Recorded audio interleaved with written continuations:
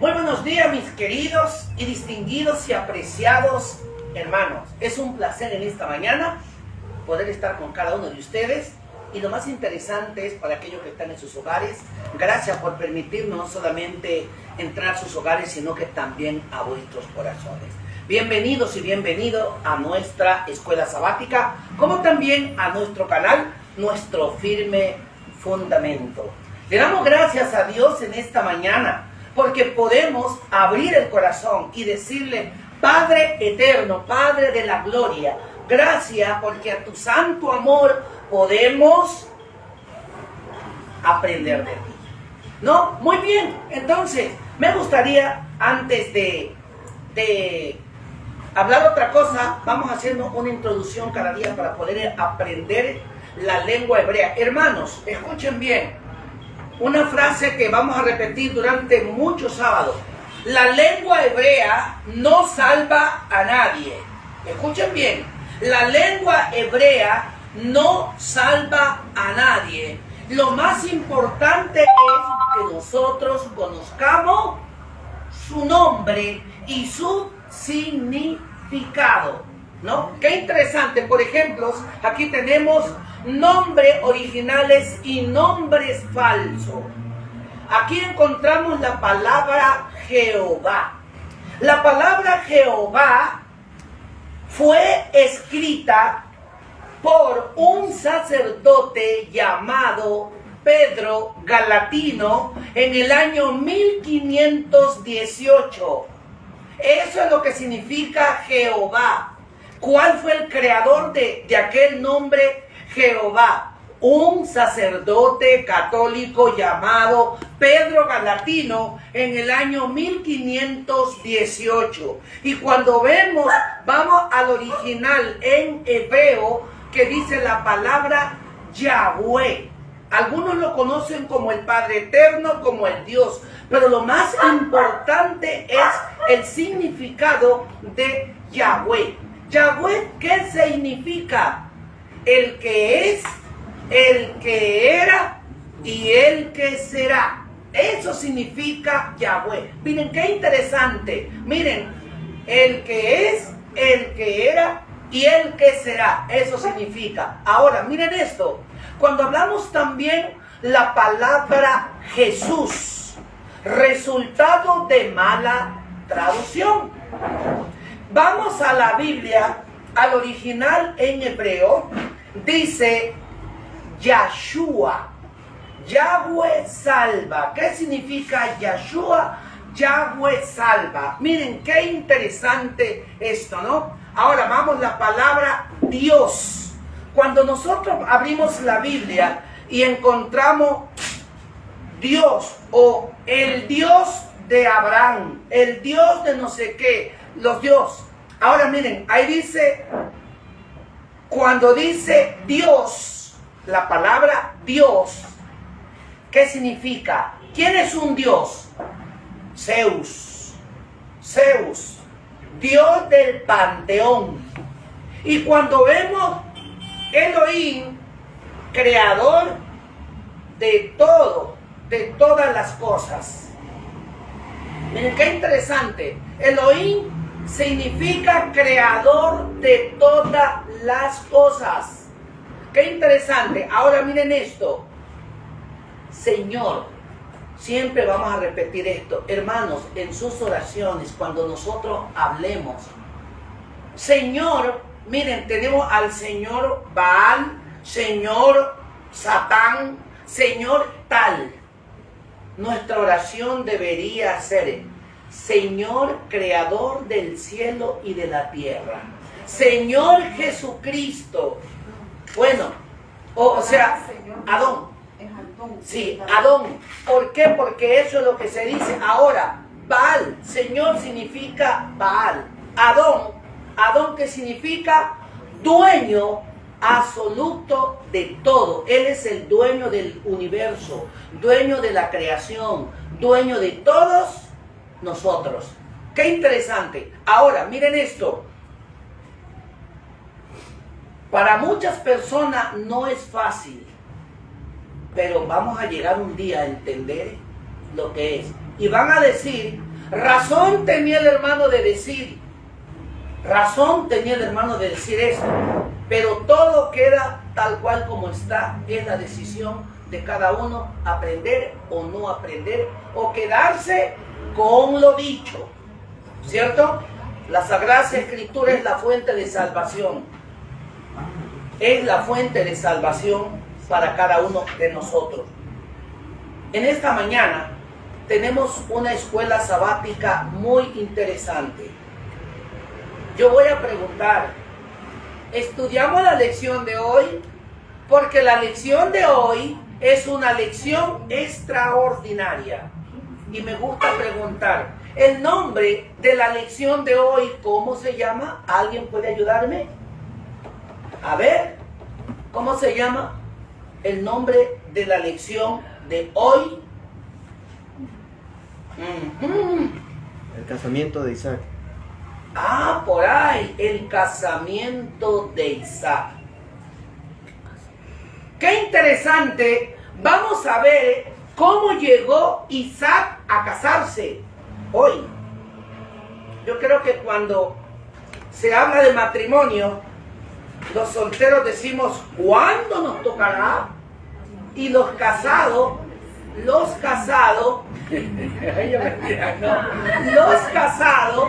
decimos, es que no me dejan terminar.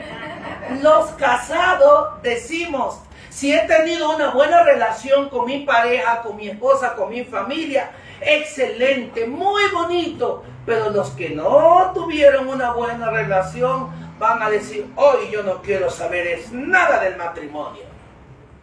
¿Quieren saber entonces sobre el matrimonio? Y déjenme decirles, voy a hablar algo interesante. ¿Saben por qué es importante estar casado en las parejas? ¿Saben por qué es importantísimo el matrimonio? Porque el estar casado es una bendición del Padre Yahweh. ¿Sí saben esto? Si nosotros no nos casamos, y voy a decir una palabra durísima, pero no es de parte mía, yo digo lo que dice la Biblia. ¿Cómo nos salen los hijos cuando nosotros no somos casados? ¿Quién me ayuda? ¿Alguien sabe? ¿Quién sabe? Cuando yo no soy casado, ¿cómo me salen mis hijos?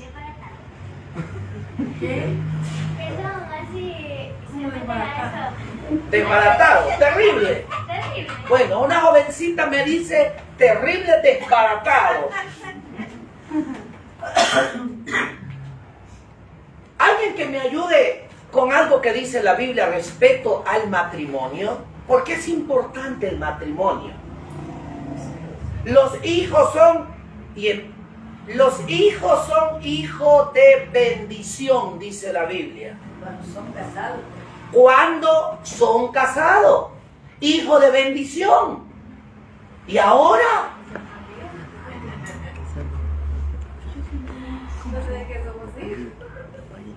no, en verdad. La Biblia dice que son hijos de bendición, porque el matrimonio es una bendición. Pero vamos un poquito, por si acaso hay alguien que haya tenido sus hijos antes de casarse o después tuvo sus hijos. Bueno, vamos a ver eso.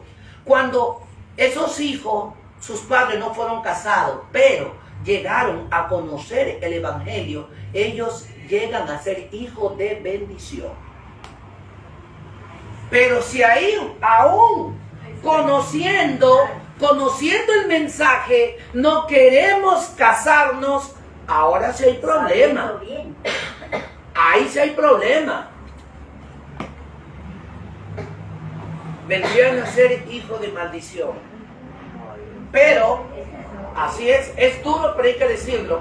Pero cuando el padre y la madre tomaron su decisión a reconocer que hay un Dios y que el matrimonio es muy importante, esos muchachos vienen a ser hijos de bendición cuando su padre y su madre arreglan la situación.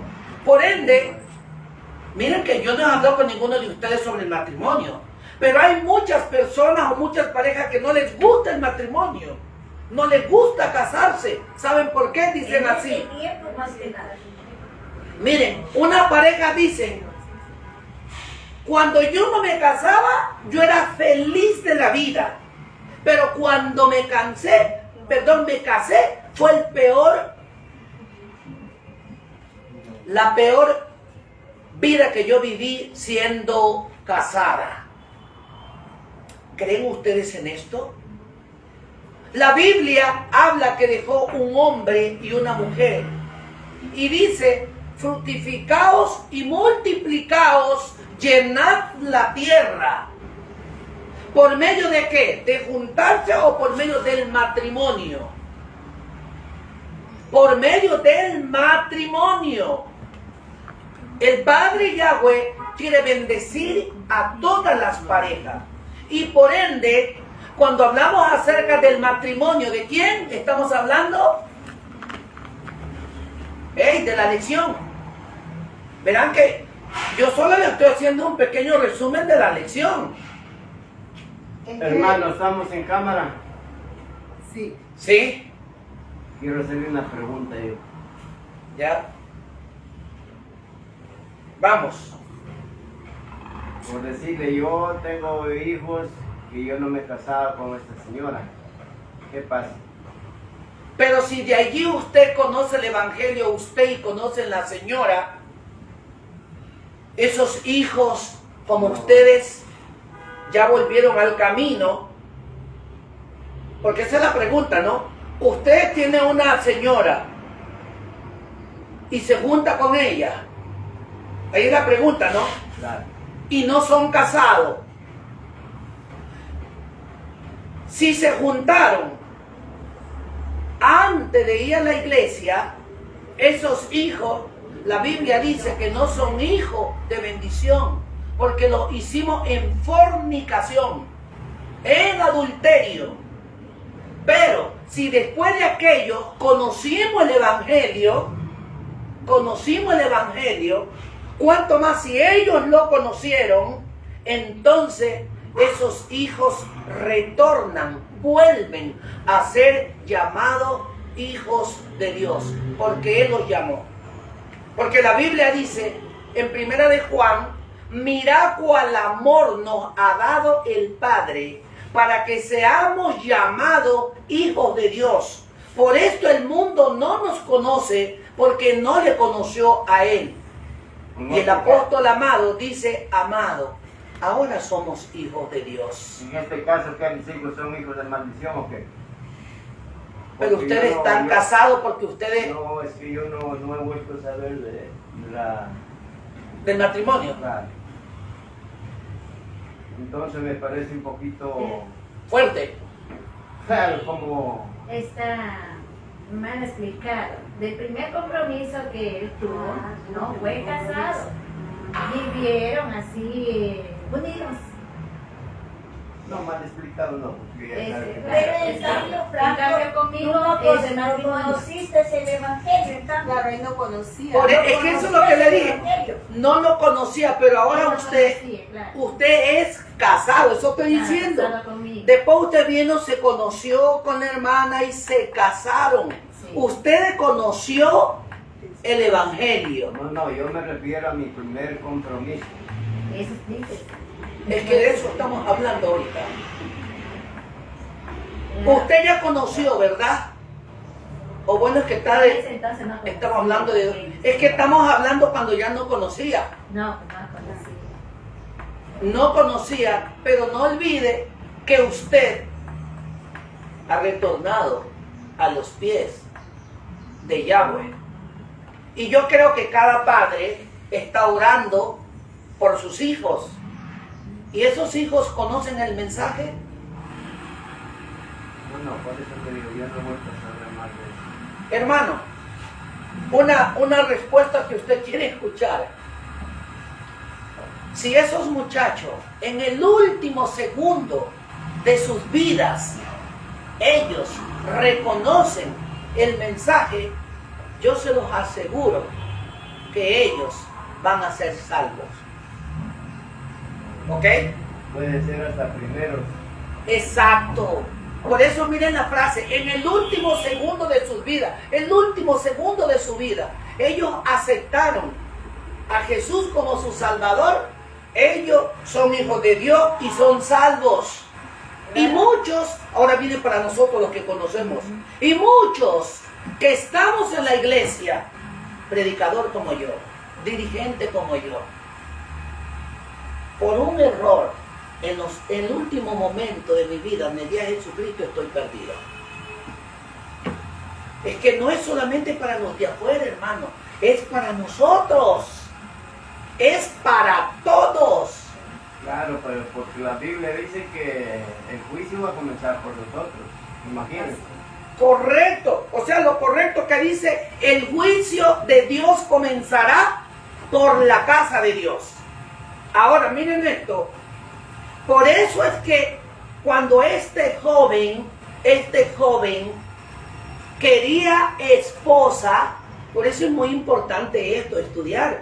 Cuando este joven quería esposa, miren, en el tiempo de antes, y algunos jóvenes no van a querer aceptar lo que del tiempo de antes. En el tiempo de antes los padres decían, Pedrito, tú te casas con María, la hija de la vecina. Ahí se llamaban los compadres, la comadre. Los padres buscaban esposa o esposo para los hijos. Claro, como Abraham le dio el poder al criado para que le buscara la mujer a Isaac. Eso. Correcto, entonces ahí nos vamos entendiendo. Entonces, miren eso, hermano. Y aquellos jóvenes, miren, en verdad, la Biblia no relata qué tiempo se conocieron. La Biblia dice que el muchacho lo trajo, incluso la lección dice que la muchacha, ¿cómo se llama esta chica? Rebeca. Ya, Rebeca, no es que para que le entiendan bien a los que ya van a dar la lección, que Rebeca le dice, ¿y quién es ese joven que viene ahí? Y el muchacho le dice, pues bueno, él va a ser tu prometido, tu esposo directamente. Pero la Biblia no me relata más qué tiempo estuvieron ellos de novio, sino que dice que llegó, se le entregó y la tomó y se casó. Hago una pregunta muy interesante. ¿Usted dejaría casar a su hija con un muchacho que lo vio ahorita? Por lo muy guapo, bien opuesto que sea. No. Entonces, ¿quieren saber más? Qué importante. Vamos a ver el desenlace de esta mañana. Que es muy importante. ¿Qué sucedió? ¿Cómo aconteció aquello de aquella joven con aquel jovencito? Vamos a invitar entonces, vamos a tener una palabra de oración para que los narradores de esta historia lo hagan bien. Y esperando que el poder del Rúa pueda estar en nuestras mentes y en nuestros corazones. Bienvenido, ¿no? Entonces, vamos a ver entonces. Les invito, por favor, les invito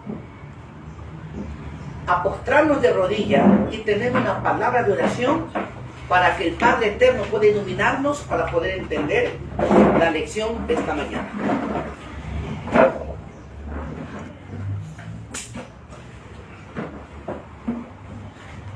Padre Eterno que mora en las alturas de los cielos, te damos infinitas gracias, Padre de la gloria, por darnos la oportunidad de estar aquí para juntos alabar y venerar tu santo nombre. También te pedimos que pongas tu manito sanadora sobre todos los enfermos que están dentro y fuera de tu pueblo. Principalmente, Padre, por nuestra hermana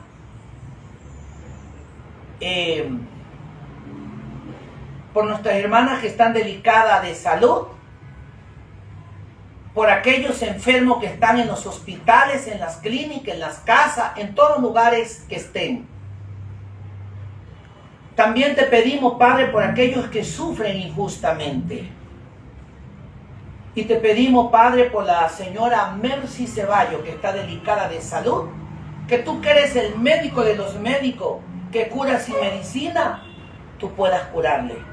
También te pedimos que bendigas al doctor Abel Gaspar, el cual es su médico, el cual que tú le des más sabiduría para que siga allí, no solamente cuidándola a ella, sino que a cada uno de sus pacientes. Gracias te damos.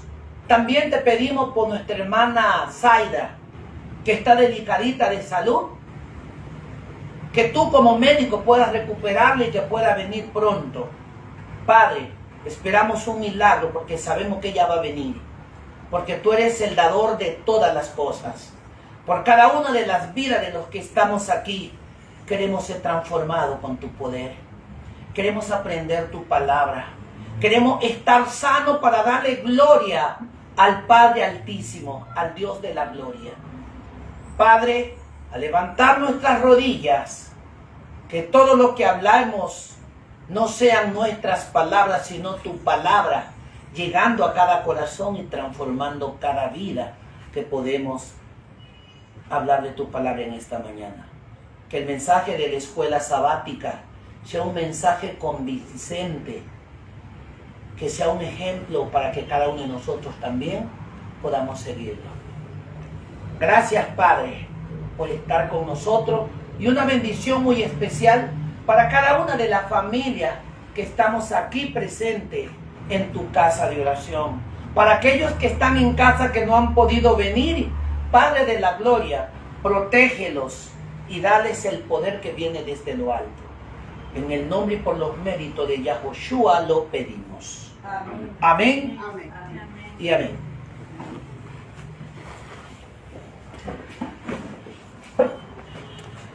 Muy bien, como hemos estado hablando del desenlace de la escuela sabática, vamos a invitar a la hermana Juanita y a Josué, los cuales pues están encargados de la lección de esta mañana.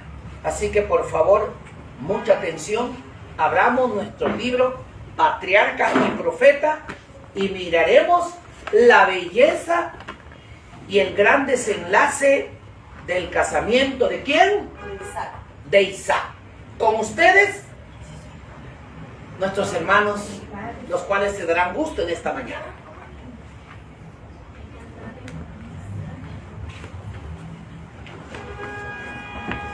Muy buenos días, mis queridos hermanos. Nuestro Padre Yahweh les bendiga Amén.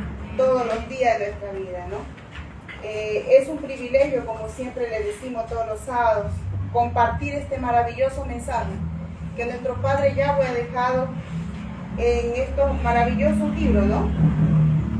Parece, aparentemente cada capítulo que nosotros meditamos toda la semana, aparte de ser histórico, ¿no? Conocemos más acerca de la vida de Abraham, ahora de su hijo Isaac, el hijo de la promesa.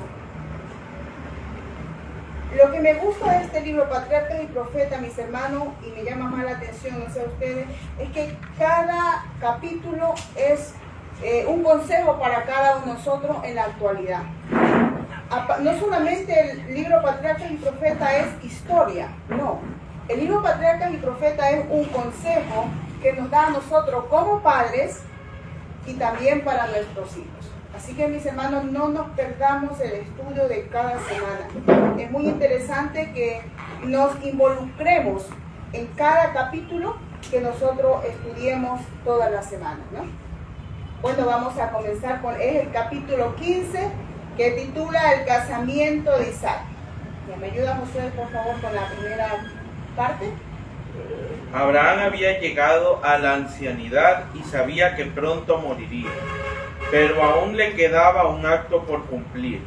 Para asegurar a su descendencia el cumplimiento de la promesa, Isaac era el que Dios había designado para sucederle como depositario de la ley de Dios y padre del pueblo escogido. Pero todavía era soltero. Los habitantes de Canaán estaban entregados a la idolatría, y Dios, sabiendo que tales uniones conducirían a la apostasía, había prohibido el matrimonio entre ellos y su pueblo. El patriarca temía el efecto de las corruptas influencias que rodeaban a su hijo. La fe habitual de Abraham en Dios y su sumisión a la voluntad divina se reflejaban en el carácter de Isaac. Pero el joven era de afectos profundos y de naturaleza benigna y condescendiente. Si se unía con una mujer que no temiera a Dios, se vería en peligro de sacrificar sus principios en aras de la armonía. Para Abraham, elegir esposa para su hijo era asunto de suma importancia, y anhelaba que se casara con quien no le apartase de Dios. Esta partecita que dice aquí, Isaac era el que Dios había designado para sucederle como depositario de la ley de Elohim, ¿no? O sea, la ley de Dios. O sea, Isaac, aparte de ser el hijo de la promesa, tenía una gran, ¿cómo se podría decir? Responsabilidad, ¿no? Porque él era el que iba a dirigir al pueblo escogido por nuestro Padre Yahweh. Entonces, Abraham, como ya estaba en sus años, ya bastante avanzado de edad, recordemos que a la edad de 120 años, ahí recién no tuvo a Isaac, entonces ya tenía ya sus años, ¿no? Ya era bastante adulto, ¿no? Adulto mayor. Entonces, pero Abraham estaba preocupado porque Isaac estaba soltero aún, pero no podía casarse con cualquier persona, ¿no? Como todos como padres, claro, como nosotros como padres, siempre, ¿qué buscamos para nuestros hijos? El bien, que sean felices, ¿verdad? ¿No? Entonces, Abraham, aparte de como padre que quería algo bien, o sea, una persona que le acompañe para el resto de su vida, que sea temerosa de Dios, y aparte de eso tenía una gran responsabilidad de guiar al pueblo escogido por nuestro Padre Yahweh. Entonces era una preocupación que tenía, ¿no? De buscar una persona también que sea temerosa de nuestro Padre Yahweh, o sea, que esté en los caminos de Dios, ¿no? Dice, en tiempos antiguos los compromisos matrimoniales eran realizados generalmente por los padres, eso era anteriormente, ¿no? Y esta era la costumbre también entre los que adoraban a Dios. Y aquí viene algo muy importante que voy a resaltar. No se exigía a nadie que se casara con una persona a quien no pudiese amar. Pero en la entrega de sus afectos, los jóvenes eran guiados por el juicio de sus padres. O sea, aquí no está diciendo que los padres imponían con quién tenía que casarse, sino que los padres elegían al candidato o candidata. O sea, eran guías. O sea, no es que venían, no es que te tienes que casar con tal persona, no. Ellos eran guía para sus hijos, para que ellos puedan elegir una buena persona, porque iba a ser el matrimonio, sabemos que es para toda la vida, ¿no? Y también dice, obrar en otro modo era deshonrar a los padres y hasta cometer un crimen, ¿no? Entonces vemos cómo, o sea, no es que le exigían, no es que eran padres imponentes, no, sino que ellos buscaban lo mejor para sus hijos, pero siempre y cuando, digamos, el hijo o la hija esté de acuerdo, ¿no? No es que imponía. Y asimismo Isaac confió en la sabiduría de su padre, que le buscaría una esposa adecuada. Y fue entonces que se le encargó, Abraham se recordó de sus familiares en Mesopotamia. A pesar de que varios miembros de su familia adoraban a los ídolos, había miembros en la familia que todavía conservaban la adoración al Dios verdadero. Y entonces Abraham envió a alguien a que buscase una candidata indicada. Era al siervo de más tiempo que tenía Abraham, que se llamaba Eliezer, ¿no? A él lo buscó para que vaya a hacer esta misión tan importante para el pueblo, ¿no? Porque dependía de la decisión, o sea, dependía de la persona que se casara con Isaac, cómo iba a ser su pueblo guiado, el pueblo de nuestro Padre Yahweh, ¿no? Por eso era la preocupación de Abraham. Claro. Abraham confió este importante asunto al servidor más anciano de su casa, hombre piadoso y experimentado, de sano juicio, que le había dado fiel y largo servicio. Hizo prestar a este servidor el solemne juramento ante el Adón de que no tomaría para Isaac una mujer cananea, sino que elegiría a una doncella de la familia de Nacor de Mesopotamia. Le ordenó que no llevara allá a Isaac. En caso de que no se encontrase una doncella que quisiese dejar a sus parientes, el mensajero quedaría absuelto de su juramento. O sea, le fue enviado a Eliezer, la misión era buscar una doncella de la familia de Nacor, pero siempre y cuando ella estuviera dispuesta a dejar a su familia y su hogar para venir a conocer a su futuro esposo. Y entonces fue que Eliezer salió del campamento con toda una comitiva. Y entonces fue cuando él le pidió a Dios que le diera una señal específica que le revelara quién era la mujer indicada para Isaac. Pero una recomendación que le dijo Abraham al siervo, encontramos en Génesis capítulo 24, verso 7, ¿no? Les invito a buscar, mis hermanos, una recomendación muy importante que le dio. Para él tuviera una buena elección, o sea que humanamente no lo decida, sino que era Dios que le iba a guiar. Génesis capítulo 24, verso 7.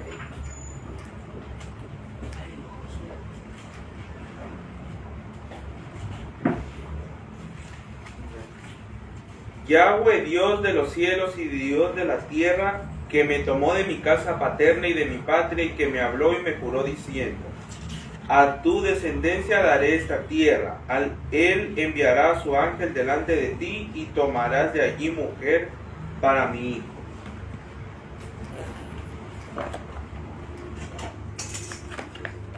Entonces aquí la parte última del verso 7, miren lo que dice: él enviará su ángel delante de ti y tomarás de allí mujer para mi hijo. O sea, antes de ir Eliezer a buscar esposa para Isaac, ya nuestro padre Yahweh ya estaba haciendo su parte. Porque dice así: él enviará su ángel delante de ti y tomarás allí mujer para mi hijo. Entonces vemos la confianza que Abraham tenía hacia nuestro padre Yahweh, porque él decía que ya antes que vaya ya el siervo a buscar esposa para su hijo Isaac, ya nuestro padre Yahweh ya enviaba delante un ángel. O sea, iba a tener una ayuda. O sea, no era que Eliezer iba a decir, bueno, esta es la mujer que quiero llevar para mi siervo. No, entonces para Isaac no, él o sea, él era guiado por nuestro padre Yahweh. No era una elección humanamente, no, era una elección ya dirigida por Dios, ¿no? Así es. Y era lo que llegó a la tierra de Harán, se detuvo fuera de las murallas. Y fue entonces en ese momento que para él fue un tiempo, o sea, de gran reflexión. Porque la decisión que él tomara en ese momento iba a traer consecuencias para las generaciones futuras. O sea, de allí estaba, ¿cómo se dice? Se definiría la descendencia del pueblo de Dios, o sea, quedaría asegurada. Y fue entonces que él oró y le pidió a Dios que una señal de cortesía le mostrase cuál era la mujer indicada. Y fue entonces que apenas él terminó de orar, él recibió su respuesta. Porque entonces había varias mujeres que se habían reunido allí en el pozo a las afueras de la muralla. Entonces él se acercó a una de estas mujeres y le pidió agua para él. Entonces esta mujer, de lo que ella había sacado del pozo, le dio, e inclusive le ofreció también sacar más agua para sus acompañantes y para los camellos en los que venían. O sea, ese fue un gesto de amabilidad, porque eso normalmente solo, esa tarea la cumplían las princesas para el rebaño de sus padres, o sea, para los reyes. Entonces vemos cómo este acto de amabilidad fue un medio por el cual Eliezer, el siervo de Abraham, se dio cuenta cuál iba a ser la elegida.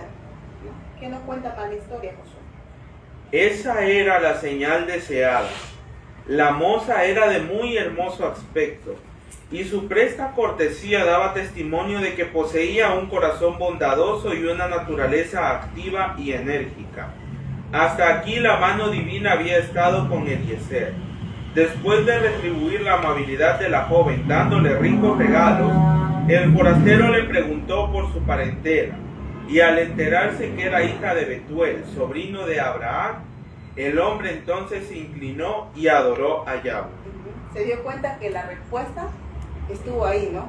O sea, aquí, esta historia nos muestra que cuando nosotros, como hijos de nuestro Padre Yahweh, ponemos en las manos de Él toda nuestra, cada decisión que nosotros tomemos, Él enseguida está la respuesta, ¿no? Miren, no, Él terminó de orar y ahí estuvo la respuesta. Inmediatamente estuvo la señal que él pidió. La señal.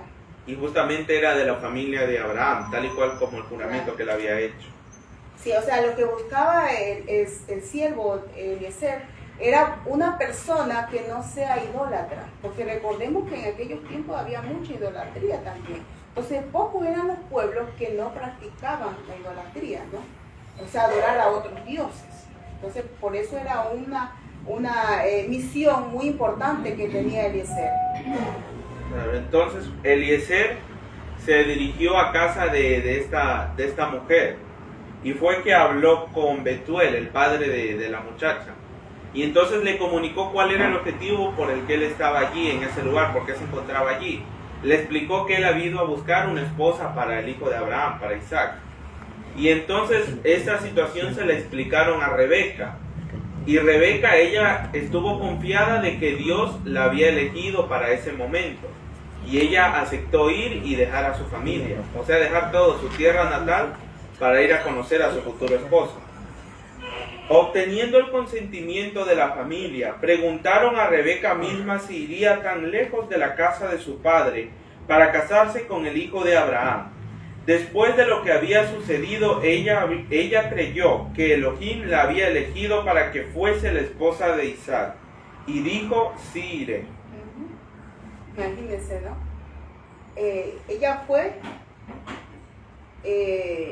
digamos, no porque estaba desesperada en casarse, no, sino que ella comprendió que esa era una elección que nuestro Padre Yahweh le había dado. O sea, ella había sido la escogida para que sea esposa de Isaac, ¿no? No era porque estaba desesperada, sí, por casarse, porque quería irse de la casa, ni nada de eso. Claro.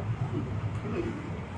Ya pues, o sea, Eliezer se alegró tanto de ver cómo Dios había dirigido todo, que inmediatamente a la mañana siguiente salieron rumbo hacia donde vivía Abraham en ese entonces. Salieron rumbo para allá. El criado, previendo la alegría de su amo por el éxito de su misión, no pudo contener sus deseos de irse, y a la mañana siguiente se pusieron en camino hacia su país. Abraham vivía en Berseba, e Isaac, después de apacentar el ganado en los campos vecinos, había vuelto a la tienda de su padre para esperar la llegada del mensajero de Aram. Y había salido Isaac a orar al campo a la hora de la tarde, y alzando sus ojos miró, y he aquí los camellos que venían. Entonces aquí quiero recalcar también Un algo. detalle importante. Mira, ¿qué estaba haciendo Isaac en el campo? ¿Qué estaba haciendo? Él salió a orar, A orar. Entonces, esperando que la mujer que venía fuera la esposa adecuada que él Exacto. necesitaba. O sea, no era una decisión apresurada. No era, bueno, es que mi padre decidió que ya tengo que casarme, entonces la que sea, que venga ya. No, él dice que fue a orar al campo, a meditar, dice, ¿no? Y también el siervo orando también, que nuestro Padre Yahweh le dé una señal que le indicara cuál era la chica indicada. Imagino que Abraham de seguro, él también estaba orando. Entonces vemos que todos estaban en un solo pensar, estaban siendo guiados, era por el Padre Yahweh, ¿no?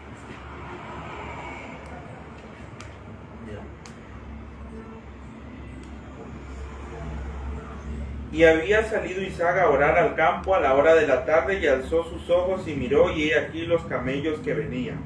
Rebeca también alzó sus ojos y vio a Isaac, y descendió del camello porque había preguntado al criado: ¿quién es este varón que viene por el campo hacia nosotros?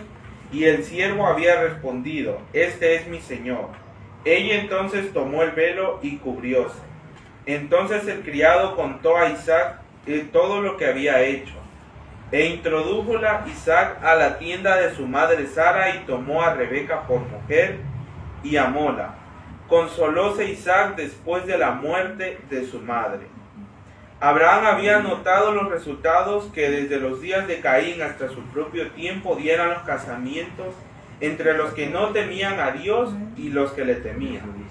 Tenía ante los ojos las consecuencias de su propio matrimonio con Agar y las de los lazos matrimoniales de Ismael y de Lot.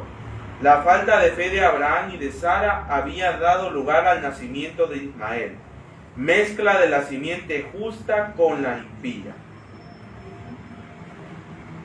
Como vemos aquí, Isaac tomó a Rebeca y la llevó a la tienda de su madre y la tomó por mujer.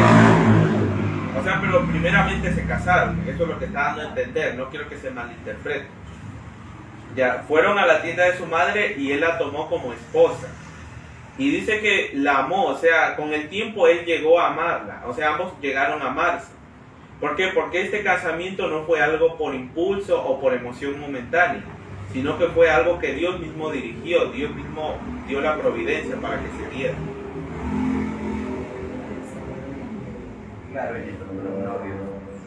Las anteriores enseñanzas de Abraham no habían quedado sin efecto sobre Ismael, pero la influencia de sus esposas determinó la introducción de la idolatría en su familia. Separado de su padre e irritado por las riñas y discordias de su familia, destituida del amor y del temor de Dios, Ismael fue incitado a escoger la vida de salvaje merodeo como jefe del desierto. Y fue su mano contra todos y las manos de todos contra él. En sus últimos días se arrepintió de sus malos caminos y volvió al Dios de su padre. Pero quedó el sello del carácter que había legado a su posteridad. La nación poderosa que descendió de él fue un pueblo turbulento y pagano que de continuo afligió a los descendientes de Isaac. Como vemos aquí se ve también reflejadas las consecuencias de los matrimonios con los incrédulos.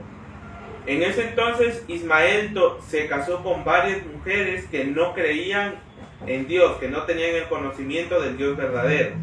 ¿Y cuál fue la consecuencia? La consecuencia fue que en toda su descendencia se introdujo la idolatría de muchas formas. Y finalmente dice, que él se cansó de ver, de la discordia que había en su hogar. Al tener tantas esposas y cada una adoraba a dioses diferentes. Y había una discordia porque no podían llevarse bien la una con la otra.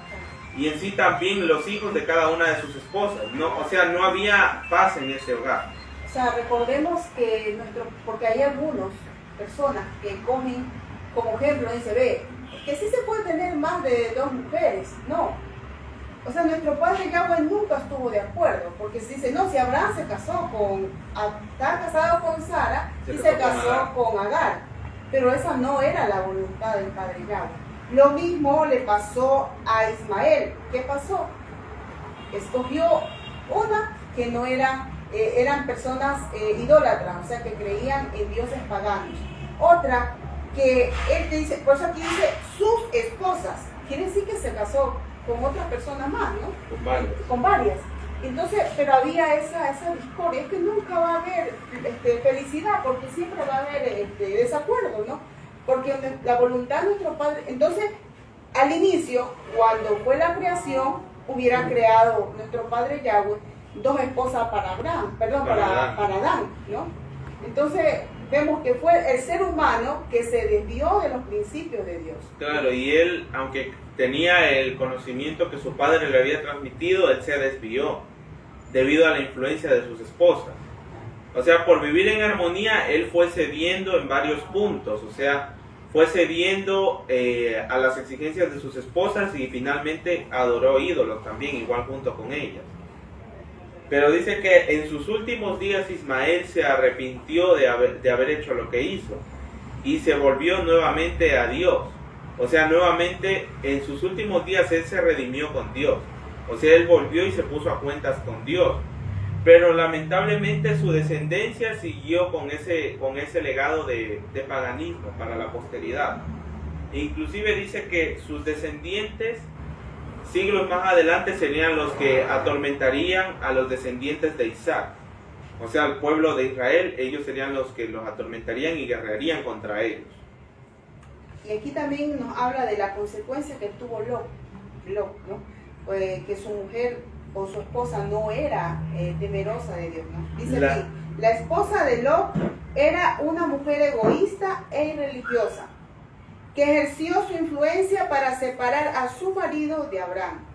Si no hubiera sido por ella, Lot no habría permanecido en Sodoma, privado de los consejos del sabio y piadoso patriarca, o sea, de Abraham, ¿no?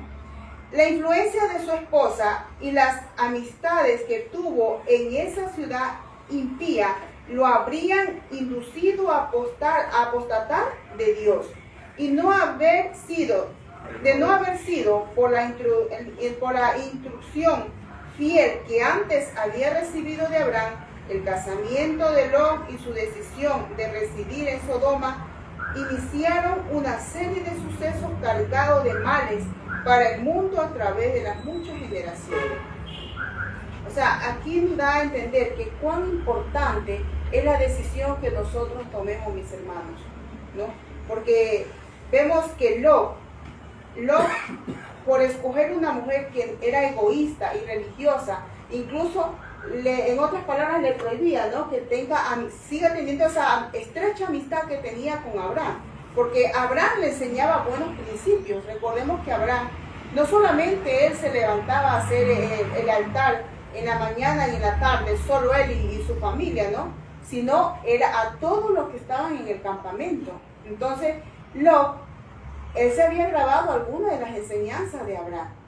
Y vemos la esposa era que le impedía que tenga era una esa mujer comunión. egoísta Sí. e irreligiosa. O sea, no quería saber nada de la religión. O sea, ella ya estaba ahí por compromiso nada más. Y por eso fue que incitó a su marido a irse a vivir a Sodoma, para ya estar libre de estar adorando a Dios, porque ella lo hacía por compromiso ahí en el campamento. O sea, a ella más le importaban las riquezas materiales y por eso fue que ella eligió irse a vivir a esa ciudad. Pero como sabemos, el resultado que ella tuvo fue lamentable. ¿Qué le pasó? Se convirtió en estatua de sal al momento de que tenían que salir de Sodoma. La orden era que no mirasen para atrás y ella estaba en el cuerpo de ellos, ella aparentemente estaba saliendo de la ciudad, pero su corazón y su mente seguían en la ciudad. O sea, y ella, desobedeciendo la orden, miró hacia atrás y se convirtió en una estatua de sal. Y prácticamente quedó condenada a la perdición porque despreció el regalo de la salvación que Dios le daba. Se hizo la ciudad nada. Sí, la ciudad fue destruida, eso analizamos en la lección anterior. Por eso dice, busquemos, mis hermanos, en el libro de Amós 3.3. ¿Qué nos dice Amós 3.3? Y otra persona más, segunda de Corintios 6, capítulo 6, verso 14, 17 y 18. Corintios. Segunda de Corintios, capítulo 6, verso 14, 17 y 18. Y de ahí el otro es Amós, capítulo 3, verso 3. Quien tenga, me ayuda por favor para la lectura. Primero Amós 3, 3. Segunda de Corintios 6, 14, 15 y 6. Ese de después, primero el otro. Primero Amós. Sí, primero Amós. Amor.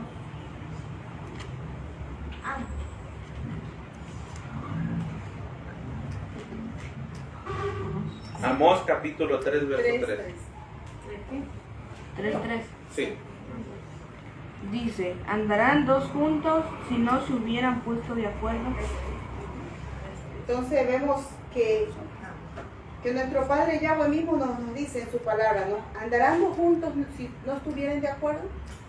¿No? Entonces, Es imposible. claro, No pueden andar dos personas pensando de manera diferente. sí. No puede decir, no, es que yo voy a la iglesia el sábado y sábado voy. Y el otro dice, no, es que yo voy el domingo. No puede ser así. No puede haber paz ahí.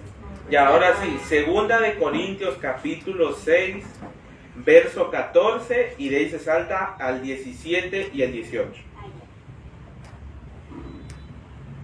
No os unáis.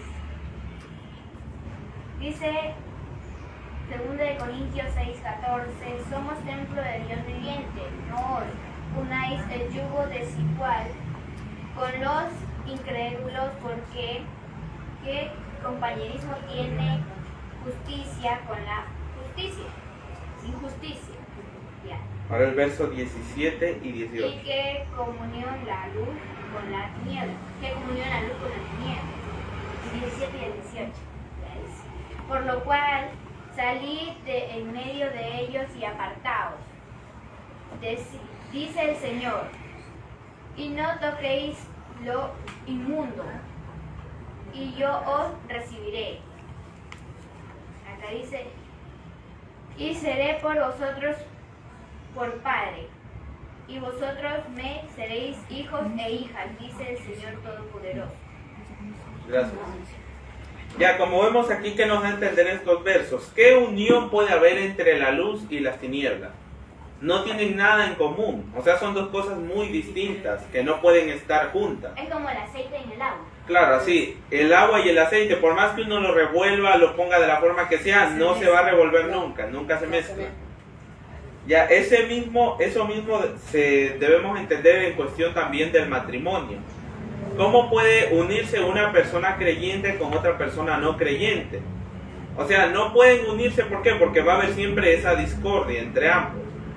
Porque, por ejemplo, si ella es creyente y él no es, por ejemplo, ella va a querer ir a la iglesia, va a querer seguir los estatutos divinos, Quiere ir a la fiesta. pero él no va a querer. Por ejemplo, un mundano va a querer salir a una fiesta, a discotecas, a beber y todo eso. O sea, y un creyente, obviamente, nosotros como creyentes no hacemos eso. O sea, obviamente va a haber allí esa discordia y ese choque siempre. Siempre va a haber eso. Por eso es que dice, no os unáis en yugo desigual. Isaac fue sumamente honrado por Dios al ser hecho heredero de la promesa por los cuales sería bendecida la tierra. Sin embargo, a la edad de 40 años, 40 años tenía Isaac, se sometió al juicio de su padre cuando envió a un servidor experto y piadoso a buscarle esposa. Y el resultado de ese casamiento que nos presenta en las Escrituras es un tierno y hermoso cuadro de la felicidad doméstica. Y la introdujo Isaac a la tienda de su madre Sara, y tomó a Rebeca por mujer y la amó, y se consoló Isaac después de la muerte de su madre, ¿no? Vemos que a la edad de 40 años, imagínense, él se sometía, ¿no? Y hoy en día, ya cuando cumplimos 18, ya nos creemos independientes, ya nos creemos la gran cosa. O hasta antes de los 18. O antes incluso. Hasta O sea, menos, hermano. ¿Dónde vamos a salir? Sí. Claro, ya que no hay que pedir permiso, que yo ya soy grande, que yo ya soy esto, ¿eso qué? Miren aquí, Isaac tenía 40 años y se sometió a la voluntad de su padre. O sea, el padre no pierde autoridad, sea la edad que uno tenga. Uno puede tener 100 años y el padre no pierde la autoridad. Bueno, aquí nos dice también Ahora algo. es al contrario. Ajá. También aquí vemos, o sea, vemos también cómo Isaac y Rebeca se complementaban el uno al otro. Porque aquí habla que también cuando Sara falleció y Rebeca fue su consuelo. O sea, Rebeca estaba allí también en los momentos más difíciles. O sea, era un apoyo, porque ese es el éxito de la relación matrimonial. O sea, el esposo y la esposa deben apoyarse mutuamente. El uno debe ser el pilar del otro, o sea, y estar juntos en las adversidades, en las buenas y en las malas.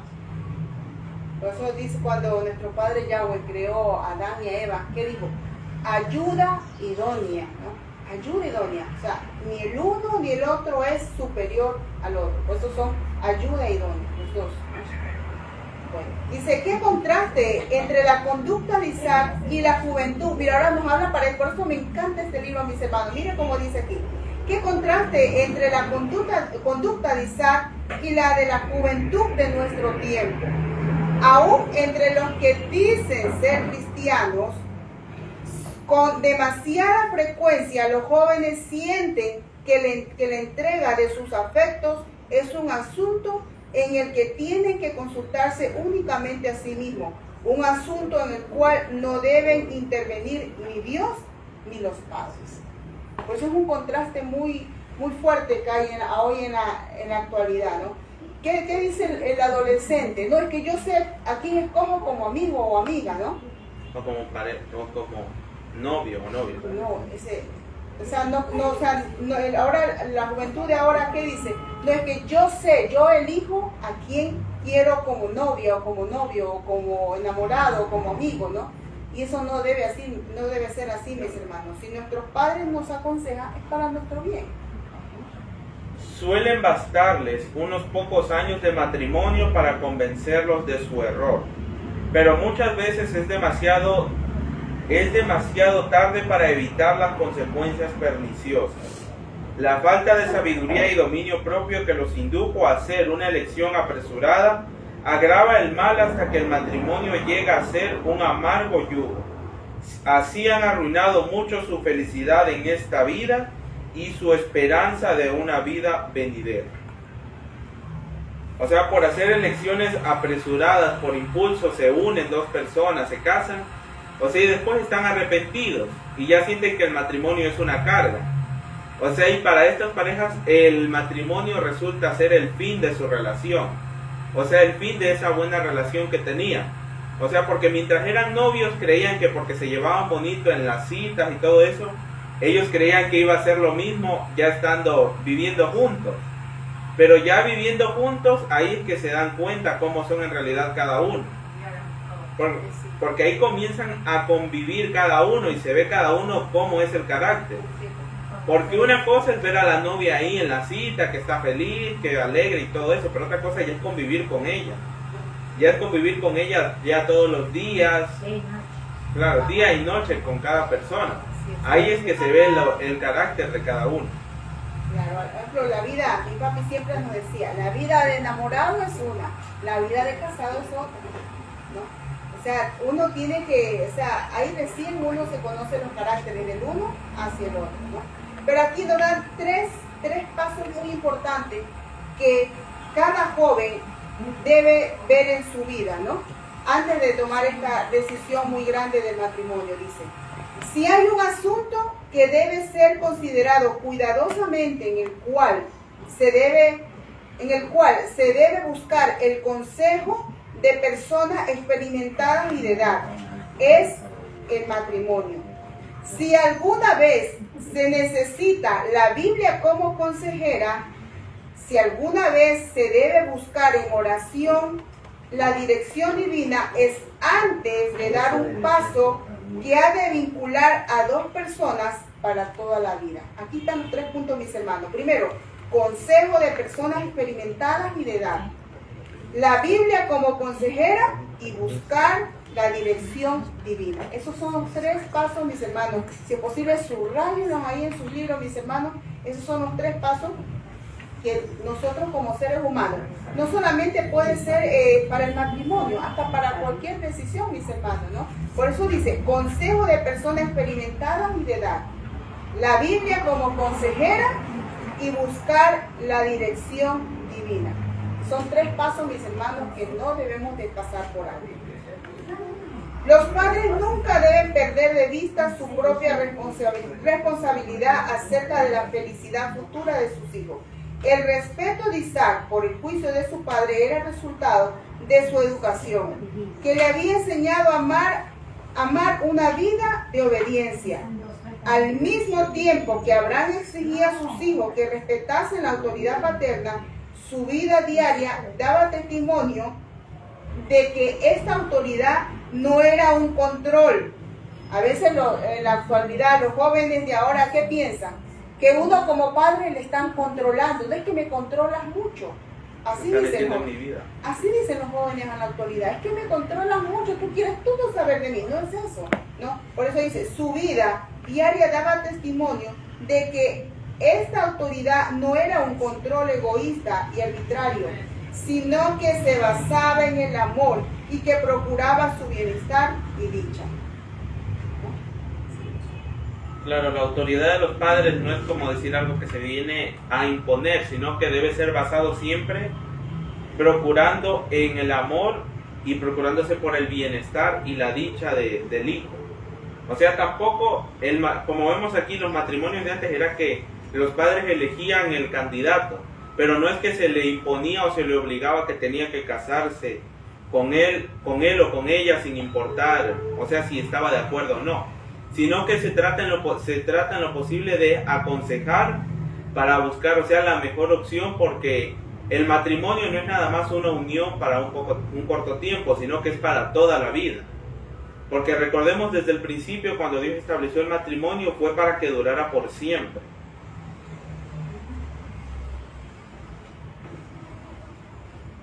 Deberían sentir que mediante la enseñanza y el ejemplo, con la ayuda de la gracia de Dios, es su deber moldear el carácter de sus hijos desde la más tierna infancia, de tal manera que sean puros y nobles y se sientan atraídos por lo bueno y lo verdadero. Los que se asemejan se atraen mutuamente y los que son semejantes se aprecian. Planten el amor a la verdad, la pureza y a la bondad temprano en las almas, y la juventud buscará la compañía de quienes poseen estas características, ¿no? Entonces aquí dice que desde muy pequeño, ¿qué hay que enseñar a nuestros hijos? ¿Qué hay que enseñar, José? La bondad y la paciencia. O sea, y sobre todo la obediencia. La obediencia, ¿no? Procuren los padres ejemplificar en su propio carácter y en su vida doméstica el amor y la benevolencia del Padre Celestial. Llenen el hogar de alegría para vuestros hijos. Esto valdrá más que tierras o dinero. ¿Sí ven? Este libro es tan maravilloso, mis hermanos, que no solamente es consejo no para otras personas, es para nosotros como padres, para ellos como hijos, ¿no? Entonces, por eso este libro, hermano, no dejemos de leerlo cada semana. Por eso dice, llenen el hogar de alegría para vuestros hijos. Esto valdrá más que tierras o dinero. O sea, no debemos preocuparnos tanto. No es que yo quiero dejarle a mi hijo una buena casa, tierras. No, debemos preocuparnos más vale de enseñar los principios del Padre Yahweh, ¿no? Cultívense en su corazón el amor al hogar para que puedan mirar hacia atrás al hogar de su niñez y ver en él un lugar de paz y felicidad, superado solo por el cielo. No todos los miembros de una familia tienen idéntico carácter, es verdad, no todos somos iguales.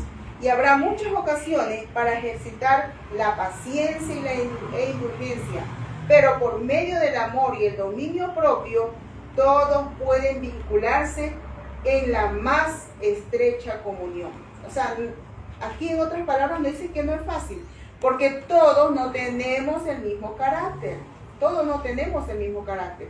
Aquí se aplica lo que dice en Proverbios 15:1, que dice, la blanda respuesta quita la ira, mas la palabra áspera hace subir el furor, ¿no? Cuando venga la otra persona, todo subido, queriendo subido, como dice, si se junta el fósforo y la gasolina, ¿qué se ocasiona? Una explosión, ¿verdad? Entonces tenemos que saber, si la otra persona viene airada, nosotros calmadamente, hasta para preguntar, no preguntar de una manera muy dura, sino saber decir las palabras adecuadas para la cual uno puede llamar la atención de la persona que esté equivocada, o puede ser que uno esté equivocado y no ni siquiera se da cuenta, ¿no? O saber, en otras palabras, reconocer nuestros errores para así poder llevar una relación como quiere nuestro Padre Yahweh. El amor verdadero es un principio santo y elevado, por completo diferente en su carácter del amor despertado por el impulso, que muere de repente cuando es severamente probado. Mediante la fidelidad al deber en la casa paterna, los jóvenes deben prepararse para formar su propio hogar. Practiquen allí la abnegación propia, la amabilidad, la cortesía y la compasión del cristianismo. El amor se conservará vivo en el corazón, y los que salgan de tal hogar para ponerse al frente de su propia familia, sabrán aumentar la felicidad de la persona a quien hayan escogido por compañero o por compañera de su vida. Entonces el matrimonio, en vez de ser el fin del amor, será su verdadero principio. O sea, todos nosotros como jóvenes, primeramente para tener un matrimonio feliz y exitoso, debemos ejercer en nuestro hogar, o sea, en nuestra casa, en la casa paterna, primeramente la abnegación del carácter y la cortesía y la amabilidad, para que así ya no se nos haga difícil mostrar estos valores hacia nuestra pareja en un futuro, y que así el matrimonio se convierta no en una carga, sino que en el principio del amor. Entonces sería, depende del comportamiento que tengamos nosotros en nuestros hogares de nuestros padres, y eso, si vamos con esas malas influencias o malos hábitos, eso mismo vamos a reflejar en nuestro propio hogar, ¿no? Entonces, por eso, mis hermanos, es un llamado, como siempre digo, cada escrito que está aquí en estos libros maravillosos, libros de profecía, es un consejo para todos, mis hermanos. No podemos señalar, no, es que tú eres así, no, para todos nosotros. Pongámonos nosotros en esta parte así, primero para nosotros, ¿no? Estos consejos son para nosotros, hagámoslos propios. O sea, nuestro Padre Yahweh nos habla a través de estos escritos a cada uno de nosotros, ¿no? Que nos demos cuenta en qué estamos fallando y qué debemos de cambiar, ¿no? En qué debemos de cambiar. Él quiere que seamos moldeados o pulidos como el oro, ¿no? Cada día, si estamos mal, estamos equivocados en cualquier situación, debemos de pedir la dirección de nuestro Padre Yahweh y Él nos va a guiar por el camino correcto. Bueno, eso, mis hermanos, ha sido la lección de esta semana. Esperando que el próximo sábado sigamos con el estudio, ¿no? Ahora vamos a seguir con el capítulo 16 para la otra semana, que ahí nos va a hablar de los hijos de Isaac, que son Jacob y Esaú. Así que, mis hermanos, estudiemos cada uno de estos temas, que es una enseñanza para nuestra vida diaria. Gracias, mis hermanos, por su atención. Ahora tenemos la segunda parte con el pastor Carlos Delgado. Amén.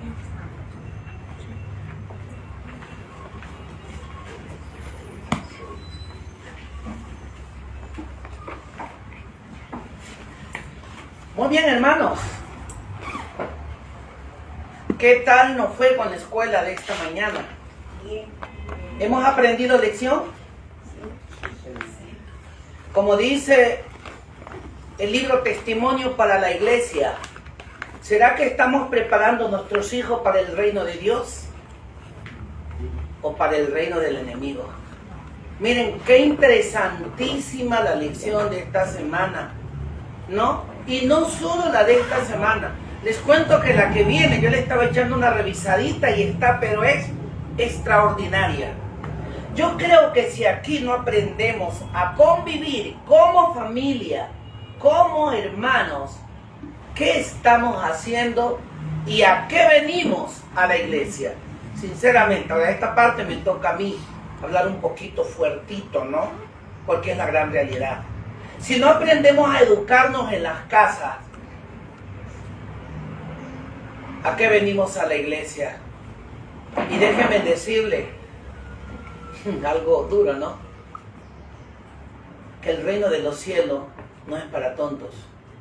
El reino de los cielos es para personas que realmente abrimos el corazón. Tenemos que aprender a cambiar. ¿Y saben por qué? Porque si nosotros como líderes de ustedes no les decimos, ustedes no tienen la culpa, seremos nosotros. Miren, mande. Y en este mensaje, hermano, es un lindo mensaje, porque si toda la juventud de ese tiempo y de antes hubieran aprovechado el consejo de los padres, porque un padre le dice a un hijo por lo mejor, ¿no es cierto? Así es. No hubieran tantos matrimonios fracasados, separados, qué sé yo, si escucharan el consejo de los padres. Y déjeme decirle, hermano, que a veces, ¿se acuerdan el otro tema que tuvimos el sábado antepasado? El fracaso de los hijos, los culpables los culpables somos los padres. Sí, Señor. ¿Saben por qué? Porque muchas de las veces decimos, ay, no le digo nada a mi hijo o a mi hija para que no se enoje, no se moleste conmigo. Déjeme decirle que usted como padre, usted como madre, viene mi parte para mí. Yo como pastor estoy haciendo las cosas mal, porque estamos destruyendo el carácter de ese joven o de esa señorita. Porque tenemos que decirle lo que ellos están mal. Si nosotros no les decimos, díganme hermano, ¿cómo van a entender ellos? ¿Cómo van a saber que están mal? ¿Se acuerdan que hace un mes creo que fue la predicación? Que yo les enseñaba y yo les decía, hay una gratitud tan grande que yo llevo de la iglesia adventista del séptimo día. Una gratitud grande. Porque ellos nos enseñaban en el tiempo que yo era muchacho, nos enseñaban que todo jovencito, sea hombre o mujer, tenía que aprender a lavar, planchar, cocinar, lavar su ropa, barrer su cuarto, tender su cama. Mi mamá me decía, a ver, mi varoncito, a lavar sus medias, lavar sus calzoncillos y a lavar su plato, joven. Hermano, qué lindo cuando los padres nos enseñan. Y a veces cuando los padres no hacemos eso, déjenme decirle, queridos padres y madres, que le estamos haciendo un daño a los hijos. Cuando los padres no dejan que los hijos tomen su responsabilidad, le estamos haciendo daño.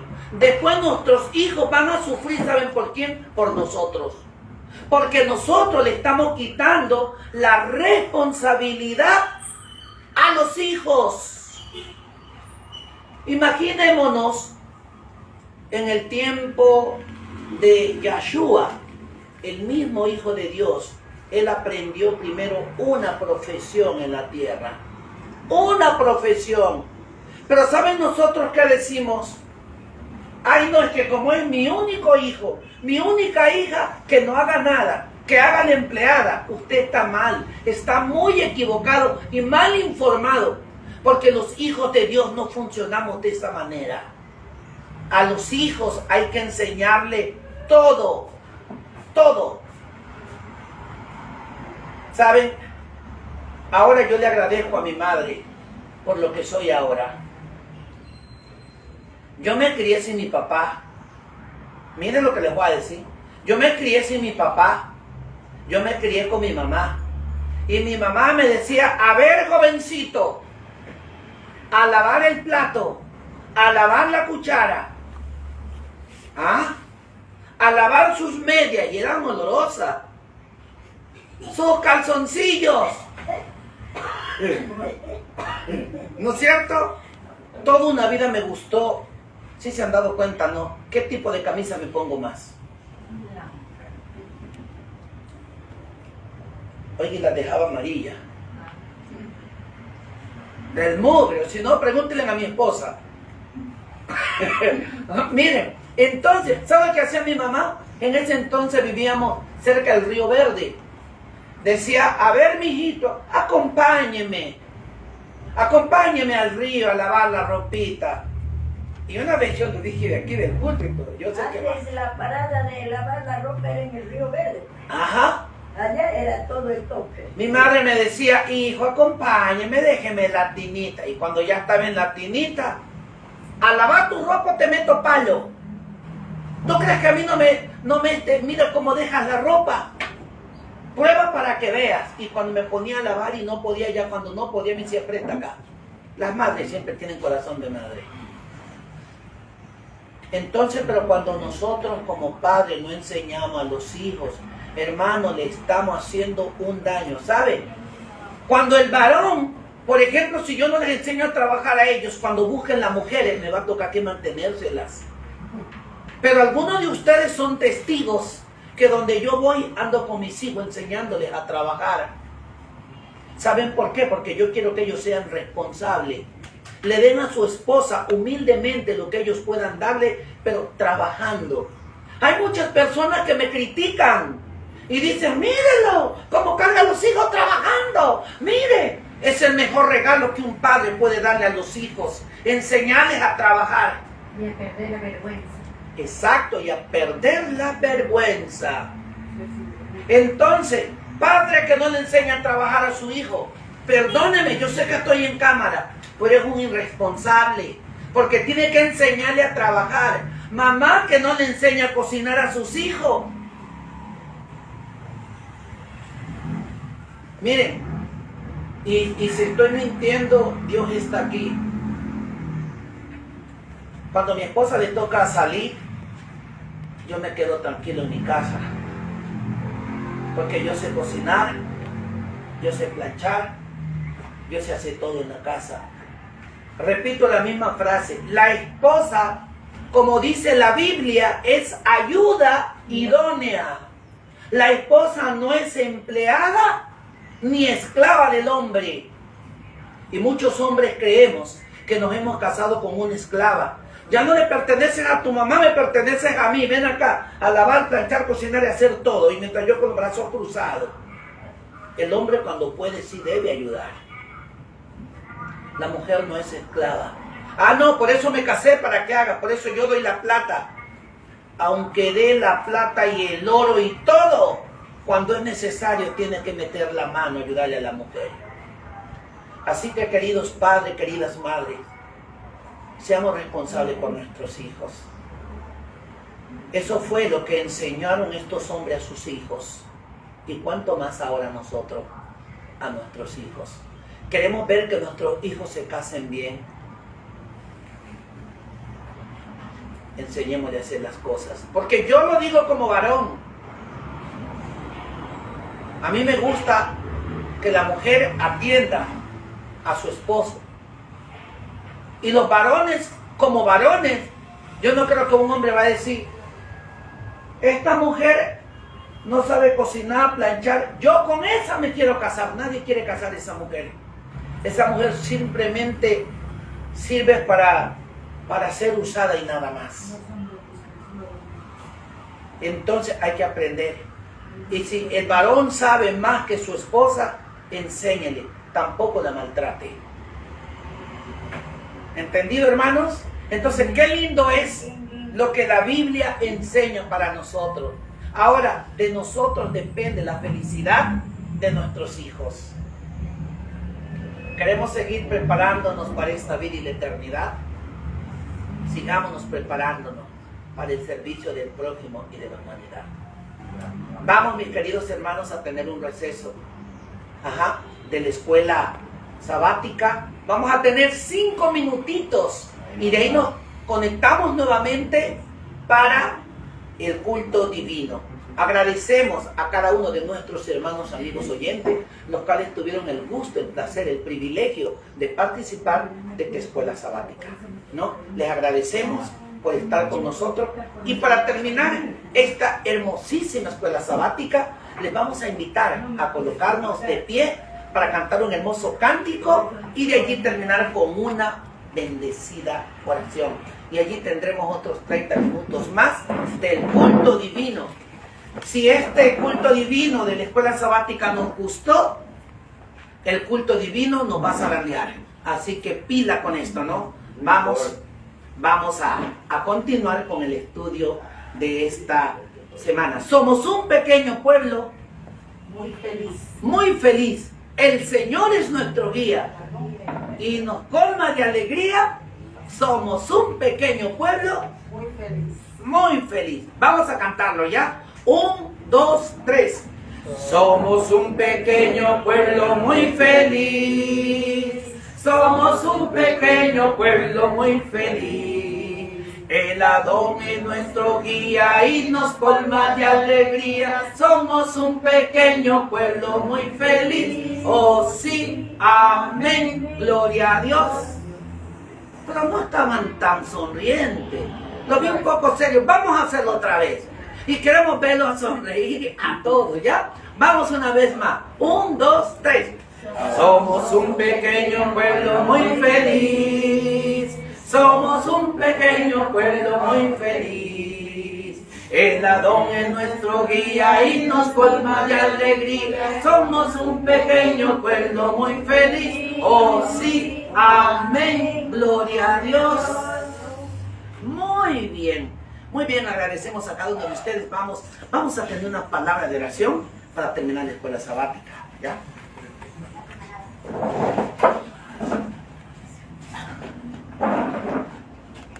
Querido Padre que estás en los cielos, gracias te damos por estar con nosotros en esta mañana, de poder alabar y exaltar tu santo y noble nombre. Prepáranos también para el culto divino y gracias por haber traído a nuestros hermanos en esta mañana. En el nombre y por los méritos de Yahoshua lo pedimos. Amén. Amén. Y amén. Muy bien.